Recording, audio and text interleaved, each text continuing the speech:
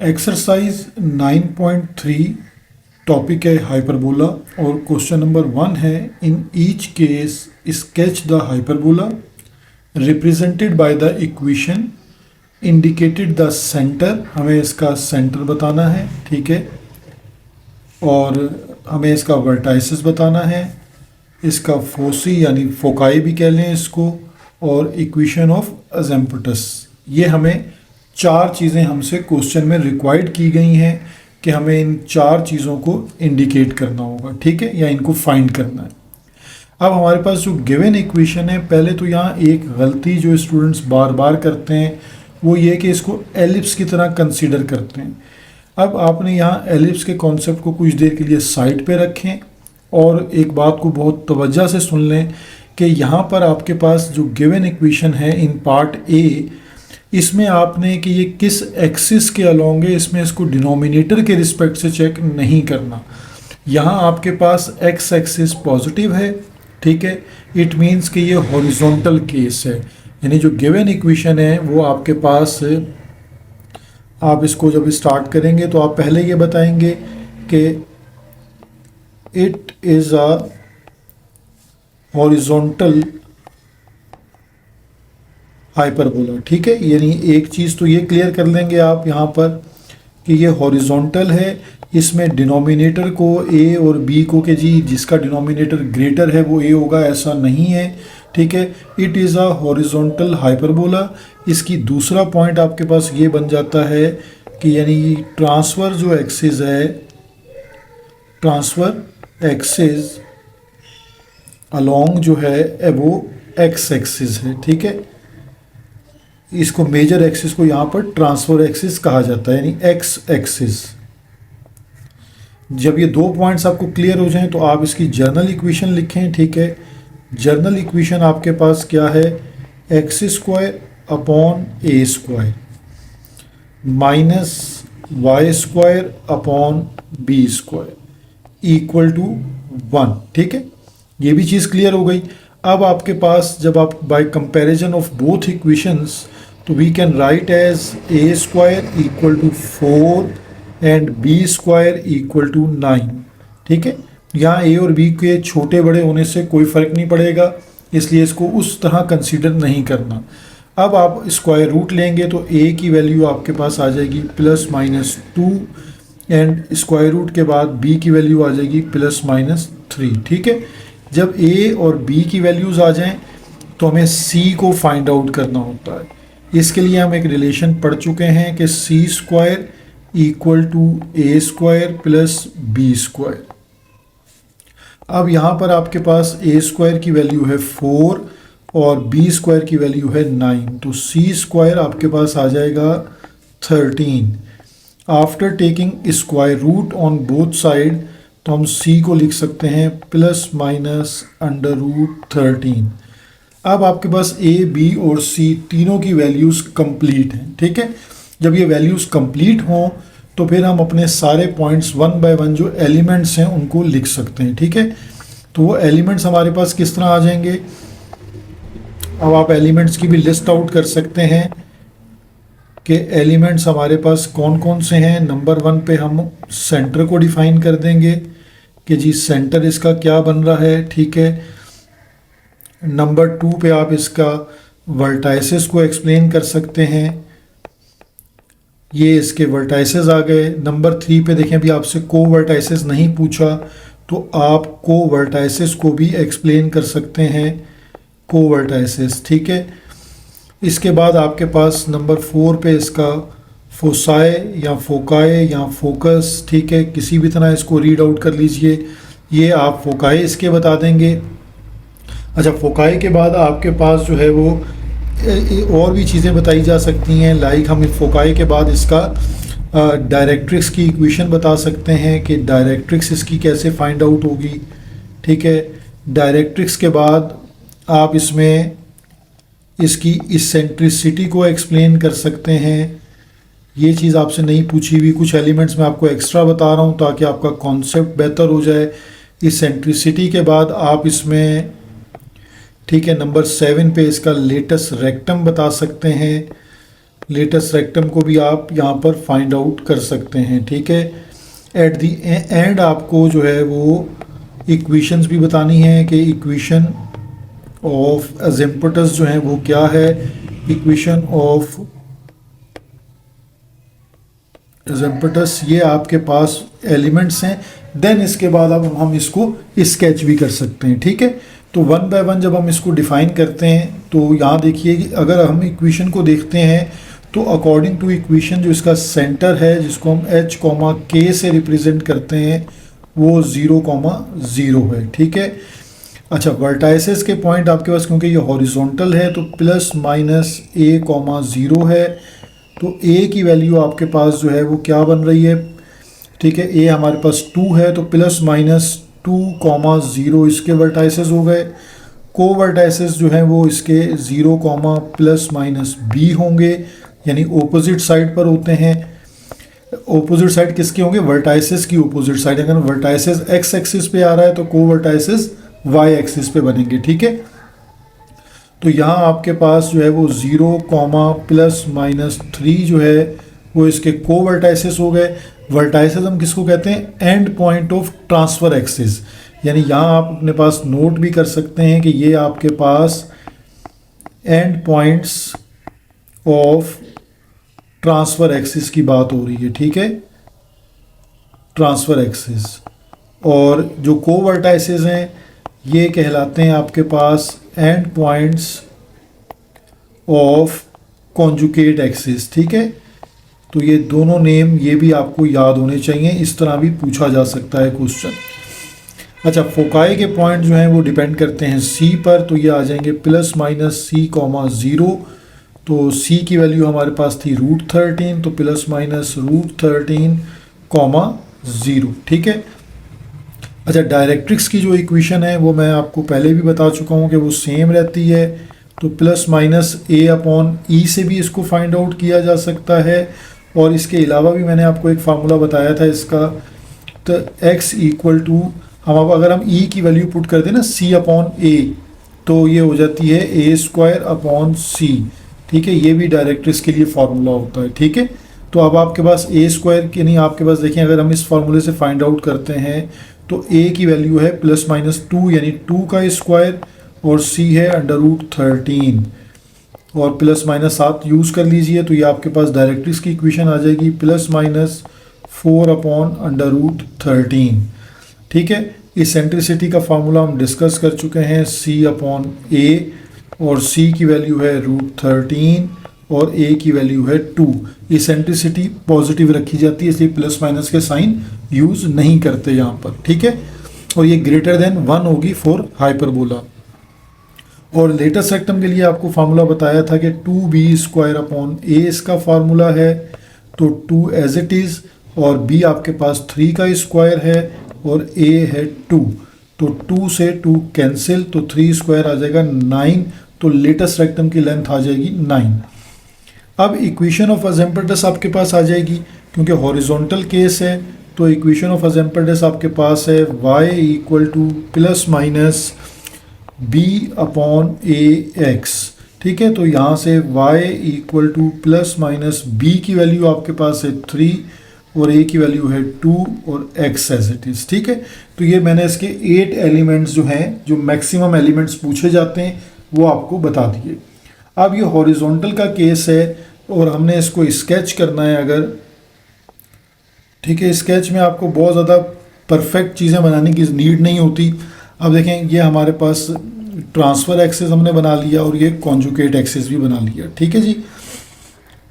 अब हम इसके ऊपर अपनी जो लेबलिंग है वो कर देते हैं कि अकॉर्डिंग टू जो हमारे पास वैल्यूज़ आ रही हैं उसमें जो फोकस है वो हमारे पास है √13। तो √13 को अगर आप डेसिमल में चेक कर लें तो ये 3.6 बनता है, ठीक है।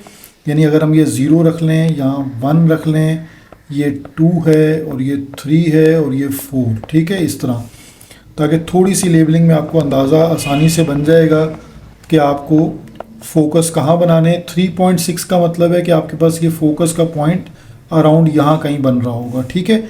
और यहाँ पर ये दूसरा फोकस ये बन रहा है, ठीक है। ये मैंने फोकस बना लिया जिसको मैं F1 और F2 से रिप्रेजेंट कर देता हूँ। यानी इसको हम कह सकते हैं कि √13, 0 और ये आपके पास -√13, 0। फिर हमारे पास जो वर्टेक्स बन रहा था वो ए पे है, वो है 2, यानी वर्टेक्स जो है वो उसको हम यहाँ से बना लेते हैं कि वर्टेक्स हमारे पास ये आ गया 2 और ये आ गया -2 पे, ठीक है।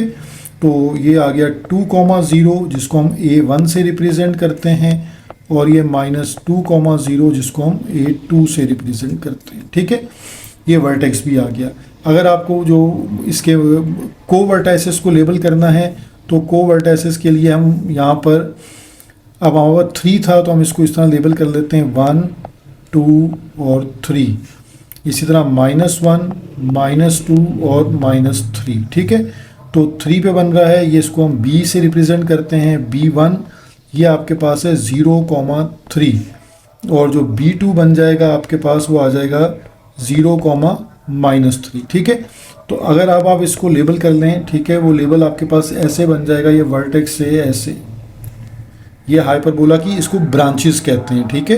ये जो हम 2 बनाते हैं इसे हम कहते हैं ब्रांचेस ऑफ हाइपरबोला। ये आपका हाइपरबोला यहाँ पर एग्जैक्ट जो है वो स्केच हो गया है। अब इसमें इक्वेशन ऑफ अजेम्पटस भी हम बना सकते हैं। उसके लिए तरीकाकार क्या है कि लाइन जो है वो 0 यानी ओरिजिन से पास हो और इस तरह आप उसको स्ट्रेट रखें कि वो हाइपरबोला से टच ना कर रही हो, ठीक है। ये एक इक्वेशन बन गई। इसी तरह हम दूसरी इक्वेशन को भी लेबल कर लेते हैं, ये ओरिजिन से मस्ट गुजरेगी और ये आपके पास इस तरह ये क्रॉस की शक्ल बन जाती है। तो ये इक्वेशन ऑफ अजेम्पटस इसकी बन जाती हैं, ठीक है। तो ये हमारा पार्ट ए जो है वो मैंने कंप्लीटली डिस्क्राइब कर दिया। क्वेश्चन नंबर 1 और इसका पार्ट बी है, यानी y²/25 - x²/4 = 1, ठीक है। ये वर्टिकल केस है क्योंकि y एक्सिस आपको यहाँ पर पॉजिटिव में नज़र आ रहा है, ठीक है। अब आपके पास जो पॉजिटिव है उसी को आपने जहन में रखना है। तो ये वर्टिकल केस है, वर्टिकल केस की जनरल इक्वेशन लिखकर हम इसको कंपेयर करते हैं, ठीक है। कंपैरिजन में क्या होगा, हमारे पास a² की वैल्यू क्या बन जाएगी 25, यानी a² = 25 एंड b² = 4। तो यहाँ से हमारे पास a की वैल्यू आ जाएगी ±5 और b की वैल्यू आपके पास आ जाएगी ±2, ठीक है। 4 वैल्यू ऑफ c, हम c की वैल्यू के लिए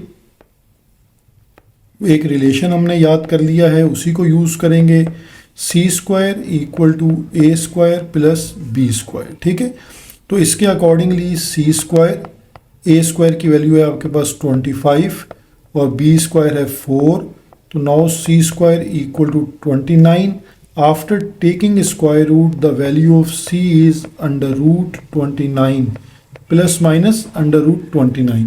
जब आपके पास a b c की वैल्यूज़ कंप्लीट हो जाती हैं तो आप 1 बाय 1 जो है वो एलिमेंट्स को लिख सकते हैं। जितने एलिमेंट्स आपसे रिक्वायर्ड किए हैं अब आप उतने भी लिख लें।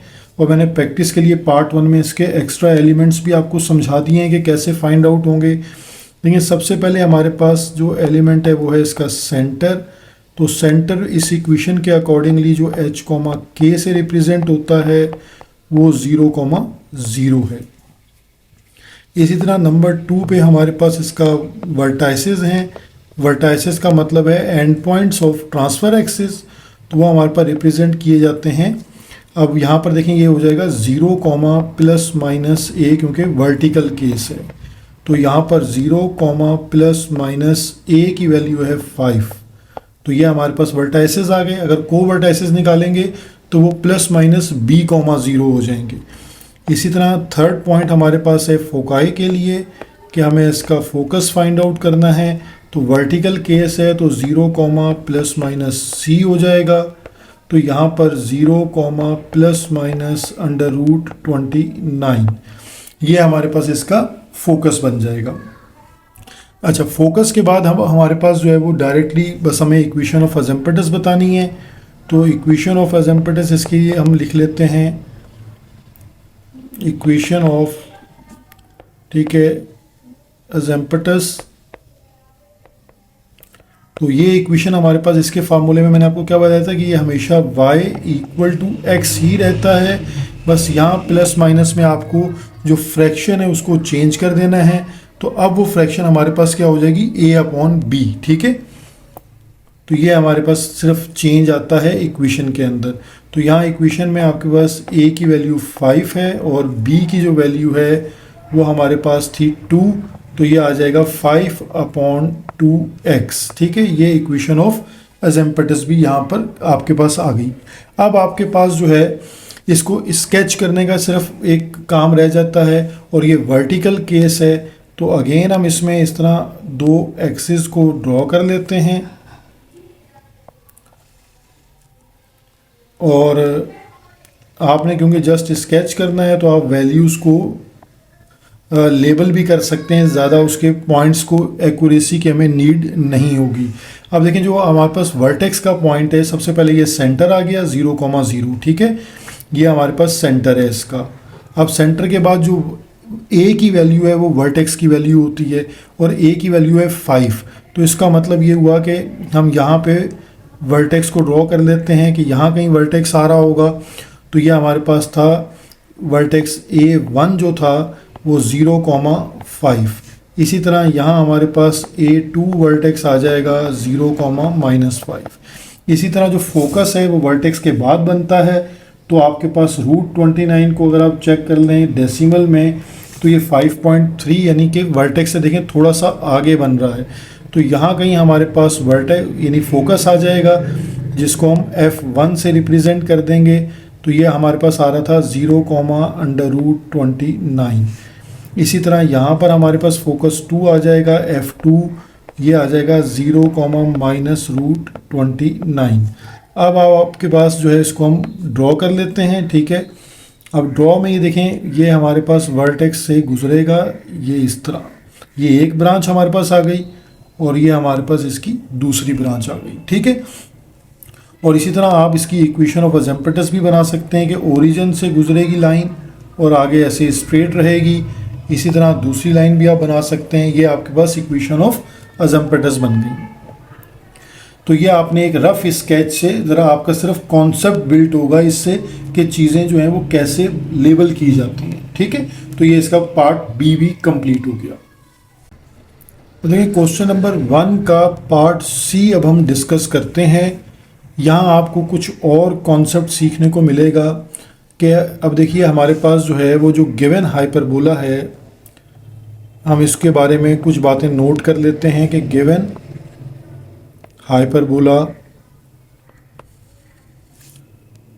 इज़ अ ट्रांसलेटेड केस, ठीक है। ये ट्रांसलेटेड केस मैं इसलिए लिख रहा हूँ ताकि आपको याद रहेगा कि ये आपके पास ओरिजिन 0,0 नहीं है, ठीक है। ट्रांसलेटेड केस है ये, एक तो ये याद रखें एक पॉइंट।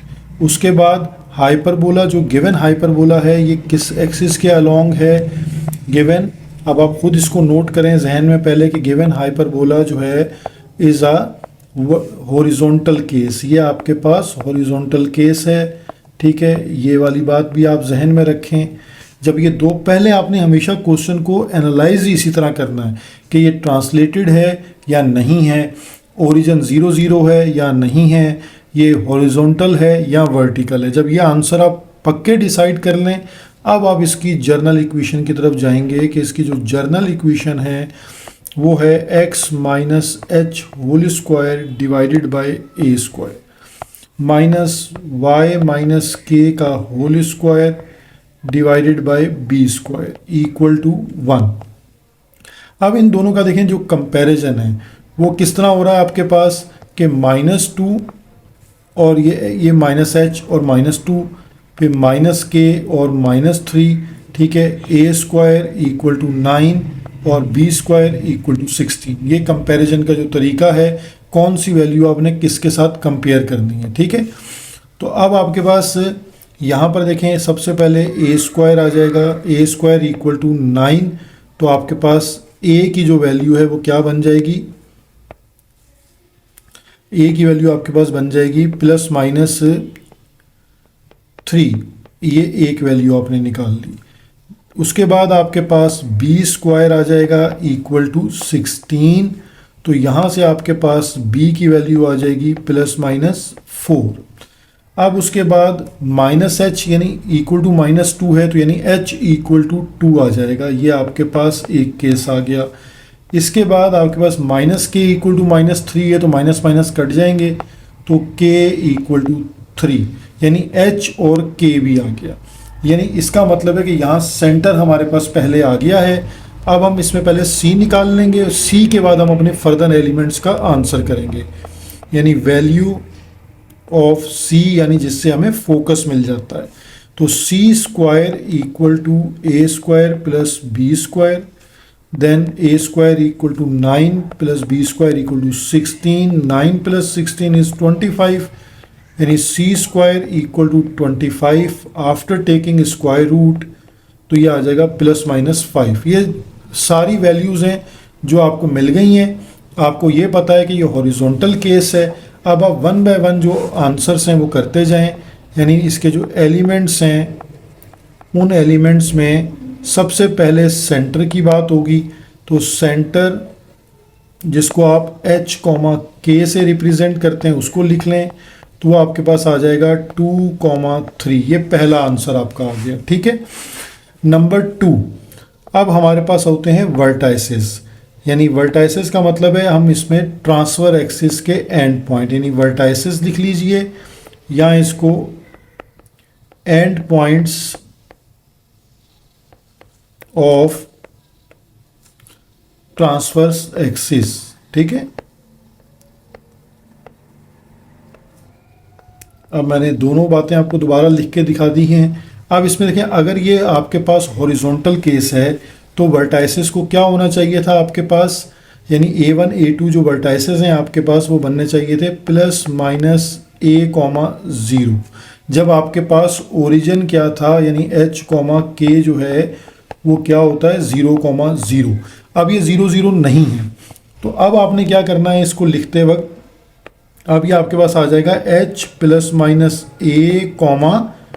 k, ठीक है। अब आपके वर्टाइसेस ट्रांसलेटेड एक्सिस के ये बन गए, ठीक है। h आपके पास x वाली साइड पर आ गया और जो k है वो y वाली साइड पर आ गया। अब हम इनकी वैल्यूज़ को पुट कर देते हैं, यानी h की वैल्यू हमारे पास जो है वो बन जाएगी 2 प्लस माइनस, और a की वैल्यू हमारे पास है 3,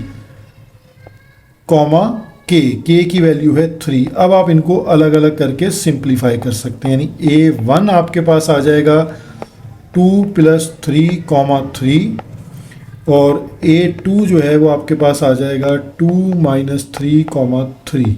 तो यहाँ से हमारे पास वर्टाइसेस आ जाएंगे a1 5, 3 एंड a2 हमारे पास आ गया -1, 3, ठीक है। ये हमारा वर्टाइसेस का जो प्रॉब्लम है वो सॉल्व हो गया। अब हम इसके को वर्टाइसेस को भी डिस्कस करते हैं ताकि वहाँ भी कॉन्सेप्ट ठीक हो जाए आपका, यानी जिसको हम को वर्टाइसेस कहते हैं, ठीक है। को वर्टाइसेस जो हैं वो आपके पास एंड पॉइंट्स हो जाते हैं, and points of conjugate axis, ठीक है। अब कॉन्जुगेट एक्सिस में आप इसको याद कीजिए, जहन में लाइए कि ये हॉरिजॉन्टल केस है, तो जब हम इसको कैसे लिखते थे 0, ±b, ये कब लिखा जाता था, जब आपके पास h, k जो है वो 0, 0 था, ठीक है। अब इन ट्रांसलेटेड केस आप इसको कैसे लिखेंगे h, k ±b, ठीक है। ये अब हमारे पास ट्रांसलेशन में आ गया। अब आपको इसमें वैल्यूज़ को पुट करना है, तो h की वैल्यू हमारे पास क्या थी, ठीक है। ये आपको सिर्फ याद रखनी है वैल्यूज़ कि हमारे पास जो h है वो आ रहा है 2, और k आ रहा है हमारे पास 3 प्लस माइनस, और b की वैल्यू आ रही है 4, ठीक है। अब ये हम इसको अलग अलग कर लेते हैं, इसको हम b1 से रिप्रेजेंट करते हैं, तो 2, 3 + 4, ठीक है, एंड b2 हमारे पास जो है वो आ गया 2, 3 - 4। तो यहाँ हमारे पास b1 की वैल्यू आ जाएगी 2, 7, एंड जो b2 है उसकी वैल्यू हमारे पास आ जाएगी 2, -1, ठीक है। ये हमारे पास जो है वो माइनर एक्सिस के जो पॉइंट्स थे, को वर्टाइसिस थे, यानी कॉन्जुगेट एक्सिस के एंड पॉइंट्स, वो भी हमने फाइंड आउट कर लिए। अब हमारे पास जो नेक्स्ट एलिमेंट आ जाता है वो है फोकाई या फोकस, ठीक है। अब फोकस में भी देखें हमारे पास ये हॉरिजॉन्टल केस है, हम इसको लिखते प्लस माइनस सी कॉमा 0। ये तब हम लिखते जब हमारे पास h कॉमा k जो है वो 0,0 था। लेकिन अब हमारे पास क्योंकि ट्रांसलेटेड केस है, तो ट्रांसलेटेड केस में हम इसको लिखेंगे h plus minus C comma k। अब यहाँ आपको अपनी वैल्यूज़ को सब्सिट्यूट करना है।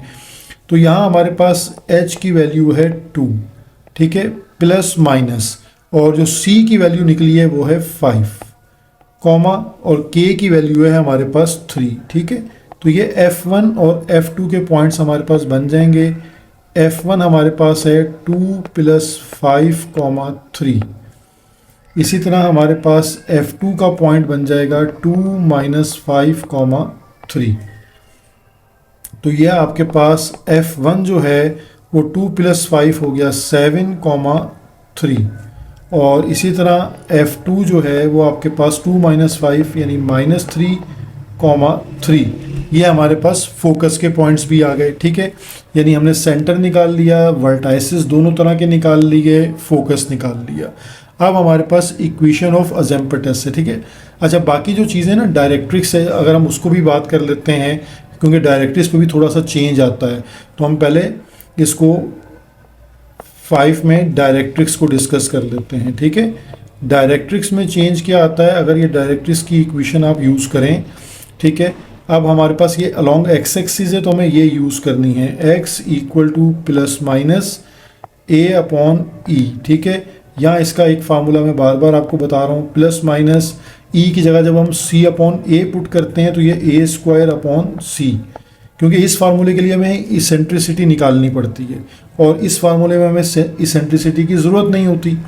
अच्छा, अब ये क्योंकि ट्रांसलेटेड एक्सिस है तो ये फार्मूला हो जाएगा x minus h equal to plus minus a square upon c. अब आपको पता है कि यहाँ पर जो h की वैल्यू है वो हमारे पास है 2, और plus minus as it is, और a जो है वो हमारे पास है 3, ठीक है। तो 3 का स्क्वायर हो जाएगा, और इसी तरह जो c की वैल्यू है वो है 5। तो यहाँ हम x माइनस 2 को हम शिफ्ट कर देंगे राइट वर्ड, यानी प्लस 2, प्लस माइनस 3 स्क्वायर हो जाएगा 9 अपॉन 5। अब हम इसको सिंप्लीफाई करके दो डायरेक्ट्रिक्स में चेंज कर लेते हैं, यानी 2 plus 9 upon 5 and 2 minus 9 upon 5। तो ये 5 2 ज़ा 10, 10 प्लस 9 हमारे पास क्या हो जाएगा, थ्रू एलसीएम अगर हम ले लें तो 19 अपॉन 5। ये हमारे पास एक डायरेक्ट्रिक्स आ गई, और 2 5 10 माइनस 9 हमारे पास हो जाएगा 1 अपॉन 5। या एलसीएम लेके हमने डायरेक्ट्रिक्स को भी सॉल्व कर लिया। इसेंट्रिसिटी c अपॉन ए से आती है, लेटेस्ट रेक्टम का फार्मूला चेंज नहीं होता, वो 2b स्क्वायर अपॉन ए ही रहता है इन ट्रांसलेटेड केस और सिंपल केस, तो इसलिए वहाँ हमें कोई दिक्कत नहीं होती। और यहाँ ये अब हम इसको इक्वेशन ऑफ एजेम्पटस में क्योंकि थोड़ा सा चेंज आएगा तो इसको भी नोट कर लें। इक्वेशन ऑफ एजेम्पटस जो है इसमें हमारे पास देखें, अगर ये आपके पास हॉरिजॉन्टल केस है तो ये आपके पास बनती है y equal to plus minus b upon a x, ठीक है। अब जो ट्रांसलेटेड एक्सिस है उसमें सिर्फ आपको ये करना है कि y minus K equal to plus minus B. अब b की वैल्यू हमारे पास है 4 और a की वैल्यू है हमारे पास 3, ठीक है, और x माइनस एच। अब हमें यहाँ पर h और k को पुट कर देना है, और h और k जो है, h की वैल्यू हमारे पास 2 है और k की वैल्यू 3 है, ठीक है। तो यहाँ पे y minus 3 equal to plus minus और x माइनस h, ठीक है। तो h है हमारे पास 2, तो ये हमारे पास इसकी इक्वेशन ऑफ एजेम्पटस भी आ गई। इसमें कोई बहुत ज़्यादा साइंस यूज़ नहीं करनी है आपको, तो ये 2,3 अराउंड यहाँ कहीं इसका सेंटर आ जाएगा, ठीक है। और जो वर्टाइसेस हैं हमारे पास, देखें अब 5,3 है, ठीक है। तो तो 5,3 यानी पहला वर्टेक्स हमारे पास यहाँ बनेगा, ये 5,3 आपके पास आ गया। और इसी तरह दूसरा हमारे पास है -1,3, तो दूसरा वर्टेक्स हमारे पास यहाँ कहीं आ रहा है -1,3, और ये सेंटर है हमारे पास 2,3। देखें एक ही लाइन पर आ रहे हैं, ये इससे आपको अंदाज़ा होगा कि आपके पॉइंट्स जो हैं वो ठीक बने हुए हैं। और फोकाई जो है वो 7,3 है, तो 7 हमारे पास जो है वो यहाँ आ गया कहीं, तो 7,3 ये फोकाई आ गया, ठीक है। और इसी तरह दूसरा फोकाई -3,3 है, तो वो यहाँ आ जाएगा -3,3। अब अगर आप इसकी लेबलिंग देखें तो ये C सेंटर आ गया, ये आपके पास A1 और A2 वर्टेक्स आ गए, और ये आपके पास F1 और F2 जो है वो फोकाई आ गए। वर्टेक्स से आपने अपनी ब्रांच को पास आउट करना होता है, ठीक है, गुजारना होता है। तो ये आपके पास जो है वो ऐसे आपके पास बन जाएगा, ये आपकी एक ब्रांच बन जाएगी। और इसी तरह जब आप दूसरी ब्रांच को बनाएंगे तो ये आपके पास इसकी दूसरी ब्रांच बन जाएगी, ठीक है। ये इतना सिर्फ आपको स्केच करने के लिए कहा गया है। अब आपका जो एक्सिस है ना, देखें ये मैंने जो ग्रीन कलर से बनाया था उसकी वजह यही थी कि ट्रांसलेट होकर जो आपका एक्सिस जो है वो कहाँ चला गया, ये आपके पास एक्सिस बनेगा जो जिस पर ये सारे पॉइंट्स आ रहे हैं, ये है मेन आपका ट्रांसफ़र एक्सिस। और जो आपका जो आप देखें इसी तरह अब जब हम इसमें कोवर्टाइसिस को बनाते हैं तो 2,7, ठीक है, तो 2,7 हमारे पास जो है वो यहाँ पर आप देखें कि ये अगर इसको हम 6 कंसीडर कर लेते हैं, 6 और 7, तो 2,7 ये आपके पास 2,7 आ गया पॉइंट, और 2,-1 पर ये पॉइंट यहाँ आ गया। ये आपके पास बनेगा आपका जो कॉन्जुगेट एक्सिस था, ठीक है, ये ऐसे, ये आपके असल ये डायग्राम बननी थी। ये मैं आपको समझाना चाहता था कि ट्रांसलेशन ऑफ एक्सिस क्या होती है, कि जब सेंटर 0, 0 से देखें वो मूव करके 2,3 पे चला गया। तो अब हमारा जो एक्सिस है, XY प्लेन है, वो ये रेड कलर की लाइंस कंसीडर होंगी, ये ग्रीन कलर की लाइंस हमारा एक्सिस नहीं, क्योंकि हमारा हाइपरबोला ट्रांसलेट हो गया है। तो हमारा जो ट्रांसफ़र एक्सिस है, ये आपके पास जो ट्रांसफ़र एक्सिस है, आप देखें सारे पॉइंट्स आपको इसी पे नज़र आएंगे, ठीक है। ये जो हमारा जिसको मेजर एक्सिस कहा जाता है, ये कॉन्जुगेट एक्सिस है। तो ये थ्रू फिगर ज़रा कॉन्सेप्ट अच्छे से ग्रिप होता है, तो मैंने इसलिए आपको ये ज़रा बना के दिखाई। ड्राइंग मेरी बहुत अच्छी नहीं है, लेकिन मैंने कोशिश की है कि आपको बेहतर कॉन्सेप्ट दे सकूं कि ट्रांसलेशन क्या चीज़ है। ये ग्रीन कलर से देखें, सेंटर जब ऊपर की तरफ चला गया 2,3, then it is called translation. ये ट्रांसलेट हुआ है, यानी सिर्फ उसने अपनी जगह को चेंज किया है। तो ये रेड कलर की लाइन सब हमारा एक्चुअल एक्सिस बन गई। तो आपके पास ट्रांसफ़र एक्सिस के ऊपर आपका सेंटर होता है, वर्टेक्स होता है, फोकाई होता है। अब अगर आप चेक कर लें कि दोनों फोकाई का मिड पॉइंट आपका सेंटर होगा, इसी तरह दोनों वर्टाइसिस का मिड पॉइंट भी आपका सेंटर बनेगा। तो इस कॉन्सेप्ट को भी यहीं इन्हेंस किया जा सकता है, ठीक है। क्वेश्चन नंबर 1 का पार्ट डी है। हमारे पास जो गिवन इक्वेशन है वो वर्टिकल केस है। मैंने आपको बताया है कि जो एक्सिस पॉजिटिव होता है आप उसके अकॉर्डिंगली अपने हाइपरबोला को चेक कर लेते हैं कि किसके अलोंग है, ठीक है। एक तो ये चीज़ हो गई। अब आपके पास जब आपने ये चेक कर लिया कि ये वर्टिकल केस है, तो अब हमारे पास जर्नल इक्वेशन लिखकर हम कंपैरिजन किस तरह करेंगे कि -k ये जो है ये +1 इससे इक्वेट होगा, -h इक्वेट होगा +3 से, a² इक्वेट होगा 16 से, और b² इक्वल होगा 25 के।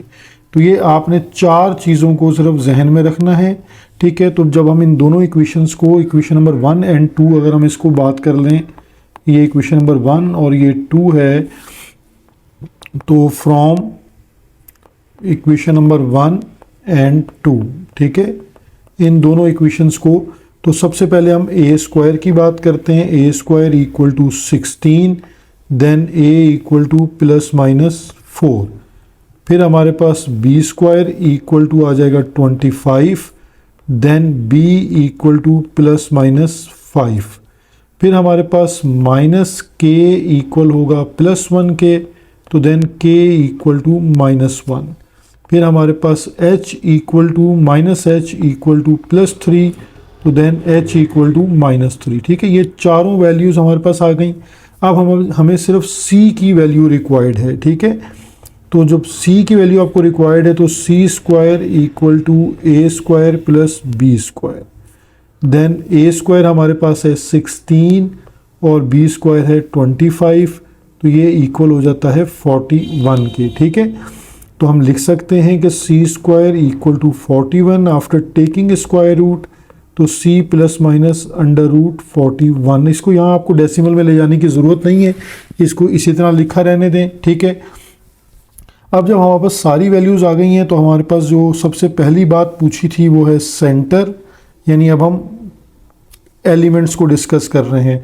तो सेंटर हमारे पास h, k है और h, k में h की वैल्यू हमारे पास -3 है और k की वैल्यू -1 है। ये पहला पॉइंट हमारा क्लियर हो गया। फिर हम वर्टाइसेस की बात करते हैं, ठीक है। तो वर्टाइसेस में हमारे पास अगर ये वर्टिकल केस है तो वर्टिकल केस में हमारे पास जो है वो 0, प्लस माइनस a होता है, ठीक है। पहले आप हमेशा सिंपल फार्मूला लिखें, अब ये हमारे पास फार्मूला चेंज हो जाएगा ट्रांसलेशन की वजह से h, k plus minus a, ठीक है। ये फार्मूला ये चेंज हो गया। अब हम इसको वैल्यूज़ को पुट कर लेते हैं। h की वैल्यू हमारे पास -3 है, k की वैल्यू -1 है, प्लस माइनस और a की वैल्यू है 4। अब हम इसको अलग अलग सिंप्लीफाई कर सकते हैं, यानी a1 की वैल्यू बन जाएगी -3 -1 प्लस 4 एंड a2 की जो वैल्यू है वो हमारे पास बन जाएगी -3, -1 और -4। तो यहाँ हमारे पास a1 आ जाएगा -3, +3 एंड a2 जो वर्टेक्स है वो हमारे पास आ जाएगा -3, -5, ठीक है। तो ये हमारे पास दूसरा पॉइंट क्लियर हो गया।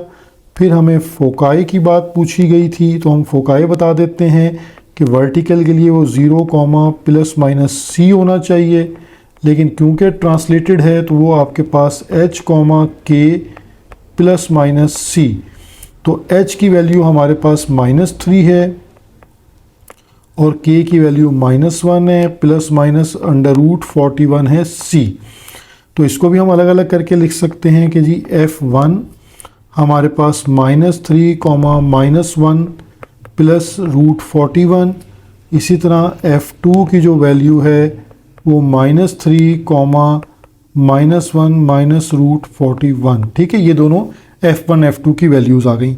जब आप इसको लेबल यानी स्केच करेंगे तो आप इसको पॉइंट में लिख सकते हैं, ठीक है। फिर आप स्केचिंग के वक्त इसको पॉइंट में लिख के लेबल कर लें और स्केच कर लें।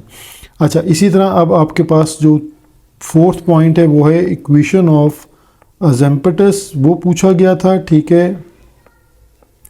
तो वो उसमें जो चेंज आएगा माइनर सा वो आपको नोट कर लेना है कि हमारे पास जो है वो इसकी इक्वेशन ऑफ अजेम्पटस कैसे लिखी जाएगी। अगर जर्नल वर्टिकल होता यानी इसमें 0 0 होता सेंटर, तो हमारे पास y equal to plus minus a/b(x) लिखा जाता, ठीक है। अब क्योंकि ये ट्रांसलेटेड है तो y minus K equal to plus minus a/b और x माइनस h, ये हमारी इक्वेशन है। इसमें y माइनस के की वैल्यू हमारे पास है -1, तो ये हो जाएगा फिर +1। और इसी तरह प्लस माइनस a की वैल्यू है 4 और b की वैल्यू है 5x और h क्योंकि -3 है तो ये यहाँ +3 हो जाएगा। तो ये हमारी दोनों इक्वेशंस भी आ गई। अब आप इसको स्केच खुद करेंगे, ठीक है। उसके वही टेक्निकल पॉइंट जो मैंने पार्ट 3 में बताए हैं उसी तरह उसको आप लेबल कीजिए। तो इस तरह हमारा ये क्वेश्चन नंबर 1 यहाँ कंप्लीट होता है। आप मुझे लाजमी बताइए कि कॉन्सेप्ट बिल्कुल अच्छे से क्लियर हो रहा है, कोई पॉइंट कंफ्यूज तो नहीं कर रहा, ठीक है। साथ साथ अपना फीडबैक जो है वो देते रहें, ठीक है। Thank you.